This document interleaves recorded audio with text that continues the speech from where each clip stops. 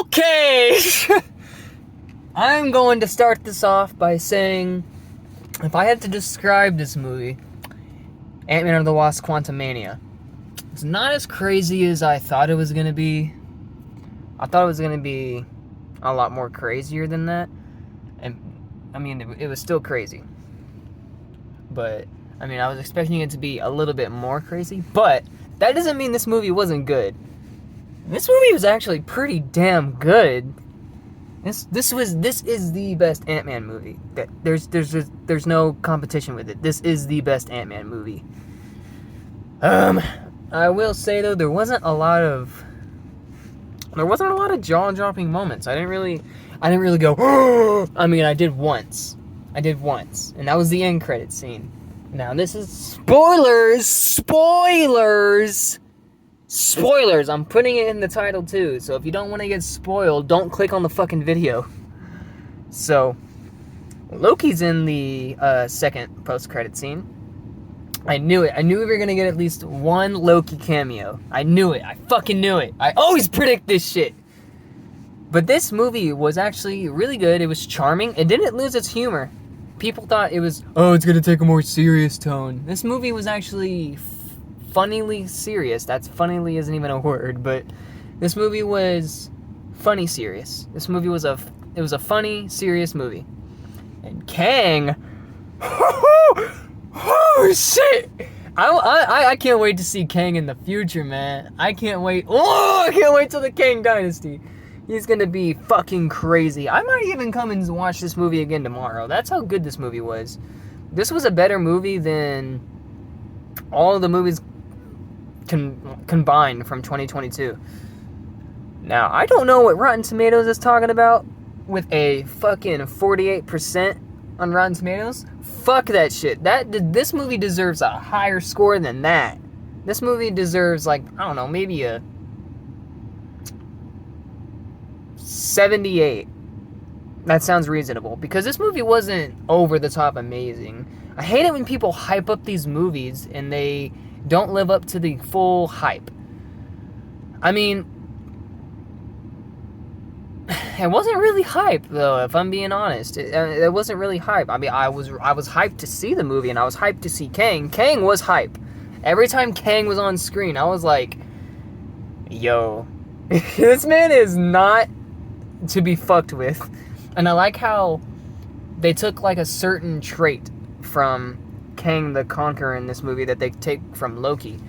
There's a scene in Loki, episode 6, where he's like, I ended, and he's always twitching his nose. He's like, and he did that a lot in this movie. He was really angry in this movie. And I thought Ant-Man was gonna die. Oh man. Kang was beating the shit out of him. Like, I was like, oh god, no, please don't do this to me. Please don't do this to me. I don't want Scott to die. But he didn't die. But I feel like he's gonna be a messenger for the Avengers in the future. I read somewhere that Paul Rudd said he's not gonna be in the Kang Dynasty. I don't think that's true, because he was like questioning everything at the end. He was like, wait, he told me that if I didn't let him out, then everyone's gonna die. What did I do? What did I do? Did I kill everyone? And he's like, nah, nothing to worry about. No, it is something to worry about, bro. It's something to worry about. Kang is fucking coming! Oh my god, bro. Kang was so fucking hype. Kang, oh my god. Jonathan Majors is an acting legend. I don't know where this dude came from. I don't even know what his first movie was. I first heard of Jonathan Majors I first saw him in Loki. But the first time I ever heard about him was before WandaVision came out. And they were doing like a whole presentation thingy for the future of Marvel in the future. And they said Jonathan Majors was going to be Kang. And I was like, oh, okay, alright, I guess we're getting Kang. So when he showed up in Loki, everyone already knew who he was. People that didn't watch that presentation were probably like, who the fuck is this? I was watching Alex Hefner today, and I watched his Loki episode 6 reaction. He was like, who the fuck is this? And I was like, well, people that watched that presentation knew who the fuck Kang was. But no, this was a fun movie. Like, I don't get why people say they don't like this movie. I mean, sure, a couple things were kind of came out of left field. There was like a blob guy who wants holes. I don't know. That's why there was some things that I was like, alright. Corey Stoll was a Yellow Jacket, or he was fucking MODOK in this movie. He wasn't really a villain, though, not to me at least. I was like, this dude is... I don't really know what this dude's here for. Like, if you took MODOK out of the movie, nothing would change. I don't think so. He had a really comedic death scene. I was like, okay. I mean, alright. I guess, that happened. But I think there was a couple people that said that in the movie, too. They were like, well, that happened. But I expected to cry a little bit, and I did almost cry. But, I mean, I wanted a little bit more impact between Cassie and Scott's relationship. I wanted something really bad to happen, and where, like, it impacts Cassie and Scott's relationship. I wanted it to be like, oh, damn. Which, I mean, it wasn't really. Michael Pena wasn't in this movie. I'm just not realizing that. But in the credits, it said David Dashimilio. I don't even know how to say his last name. I'm sorry. But it's the dude that played Kurt. He was credited in this movie, and I didn't see him at all. Maybe he voiced someone else, maybe? I don't know. I mean, I didn't recognize him. But I heard there was going to be a scene in this movie where Scott sees the future, and he's like, oh my god! And it's like the whole world's ending type shit. Like, we get like a foreshadow to the Kang Dynasty. Unfortunately, we didn't get that, but we did get hints of it, though. Kang was saying, like, I know how it ends, and shit like that. And so, I don't know, Scott might be the reason why Kang is super fucking bad in the movie, in future movies. Because I think the Kangs are coming eventually. The first post-credit scene it showed a whole bunch of Kangs. Kind of weird Kangs, though. I was like, an Egyptian Kang, and then a bald Kang, and then a weird-looking Kang, and then a whole bunch of other Kangs. I'm like, I mean, alright. Alright, I like the second post-credit scene more than the first one, but they're both kind of weird. Like, I heard that that the post-credit scenes were going to be crazy. I guess they were kind of crazy, but not crazy how I thought it would be.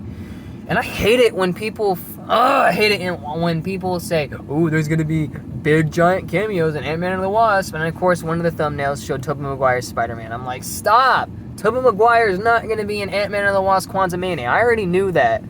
And there wasn't really any cameos in this movie. This movie really had nothing to do with the multiverse, kinda.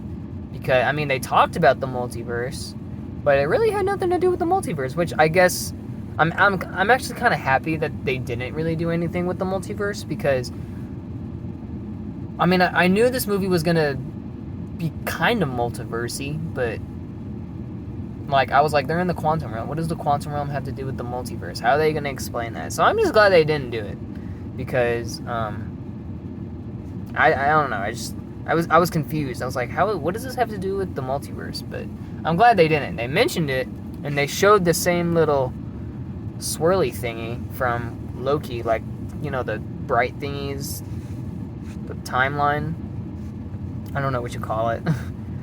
Timeline, I guess. But yeah, I'm glad we at least got a Loki cameo. See, I knew we were gonna get a Loki cameo, so I brought my Loki jacket. I'm so happy we got Loki.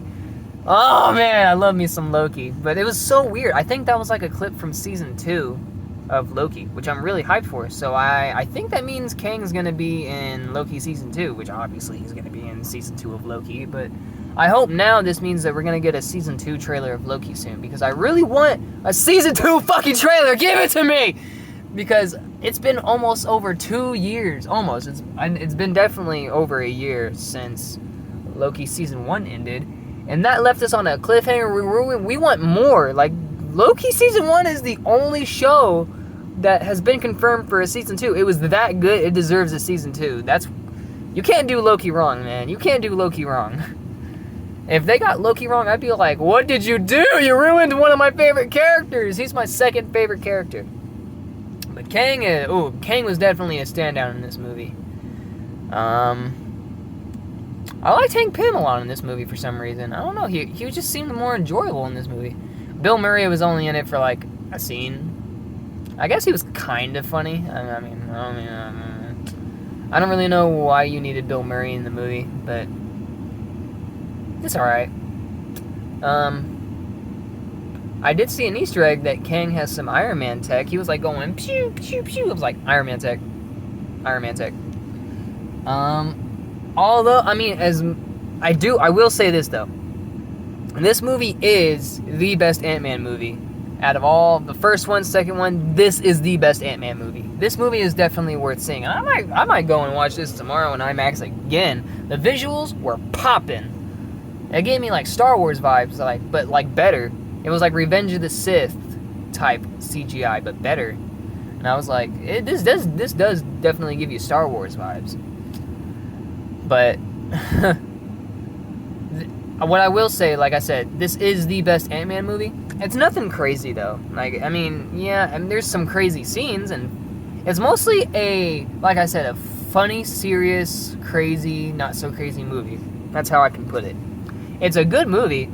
It's nothing crazy though. Nothing. I mean, it's kind of special. This movie is special. I'll give it that, because it does have its moments. There's a few epic scenes. I like the final battle though, even though there was a couple weird moments. But I was like, you know what? I can forgive that, because this Ant-Man versus Kang, I was like, ooh, man, I was like, oh man, I don't want Ant-Man to die. He was getting his ass kicked. He was like, bah, bah. Oh my god. Scott Lang was getting his ass kicked. I thought he was gonna die. And then Wasp came, and I was like, oh man, I don't want you to die either.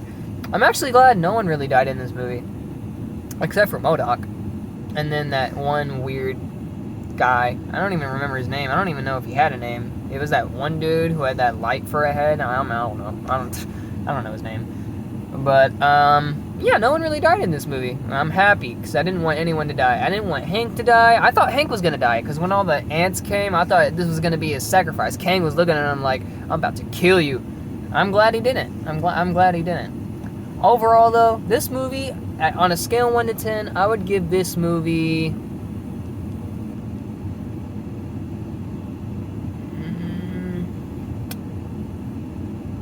It's between a 7 and an 8. I'll give it an 8. 8 sounds right. But this is definitely not like... This is not a movie that I have to question over and over, like Thor: Love and Thunder or Miss Marvel, something like that. This is not a movie that I have to think over. This is a good movie. I'd get this movie on Blu-ray. That's why I don't have Thor: Love and Thunder on Blu-ray. I have that movie on DVD. I'll watch it. It's not the best Thor movie ever, though, but that's besides the point. I'm glad we got a Loki cameo, though. That makes me even more hyped for Loki Season 2. But I was so hyped to see Loki one more time that I kind of... It was a quick post-credit scene. It was like, I don't know, 20, 30 seconds maybe. So, I mean, I didn't really hear what Loki and Owen Wilson was in there, too. I didn't really hear what Loki and Owen Wilson were saying, because I was just hyped to see Loki. I recorded the entire audience reaction. Let me know if you want me to post it. I'll try. I could probably send it to someone to edit it. I don't think I can post the entire thing. It's like 2 hours long, so I don't know. But yeah, overall, good movie. Nothing special, nothing crazy. I keep saying that. It's special. It's the best Ant-Man movie, but nothing crazy. I mean, it's a fun movie. I agree with what everyone was saying. It's a fun movie. The flaws, though, I would say, I think the humor was on point. It was like some jokes were hit or miss for me. For me, at least. Like, there was some jokes that hit, there were some jokes that didn't, and I was like, okay, alright. But yeah, definitely go see this movie. It's definitely worth a watch. This kicking off Phase 5. I just realized that. I realized that when I was in the theater. I was like, wow, this is Phase 5 right here. Okay, so that's Phase 5. We are in Phase 5 now. I'm excited for Secret Invasion, Loki Season 2. I'm just glad we're back into the Marvel hype. The last thing we got was the Guardians of the Galaxy Holiday Special, and that came out in November. So November, December, January, February. We haven't had anything in like 2 or 3 months of Marvel. So I'm glad we got something now. I'm definitely seeing this movie again. I mean, that's not to say this movie isn't good. I keep saying that. This is the best Ant-Man movie. I'm definitely seeing this movie again. Definitely seeing this movie again. So, yeah. Let me know your thoughts. This is spoilers, so if you didn't want to know spoilers, you shouldn't have clicked on the video. So, but yeah, I'll hit y'all later. I'm gonna post this, and yeah, I'm definitely seeing this movie again.